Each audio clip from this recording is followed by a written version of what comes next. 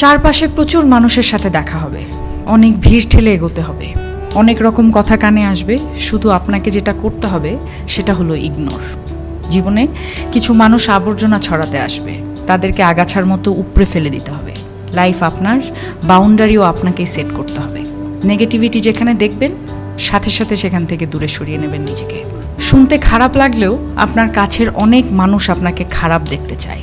তারা চায় সহানুভূতি নামক মলমের তলে একটু কাটা ঘায়ে নুন ছেটাতে।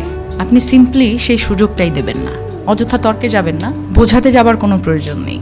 আপনার সামনে কেউ যদি বলে আপনি মূর্খ, তাই মেনে হেসে বেরিয়ে আসুন। ওই যে সময় আর এনার্জি বাঁচিয়ে নিলেন, ব্যাস কেল্লা ফতে। যে যা বলছে শুনে নিন, আর মুচকি হেসে শির দ্বারা সোজা করে নিজের সিদ্ধান্তটা নিজেই নিন। যারা নিজের সিদ্ধান্ত নিজে নিতে পারে তারা আসলে জীবন চেনে, বোঝে। আপনাকে নিয়ে যখন বাকিরা সমালোচনা করতে ব্যস্ত থাকবে, আপনি ঠিক সেই সময়ে গাছ লাগান, ঘুরে আসুন, রং তুলি নিয়ে মনের মতো ক্যানভাস সাজান, বাড়ি গোছান, গল্প পড়ুন, পারলে আরও দুটো সাহিত্য পড়ে নিন, নিজের পুরনো ফটো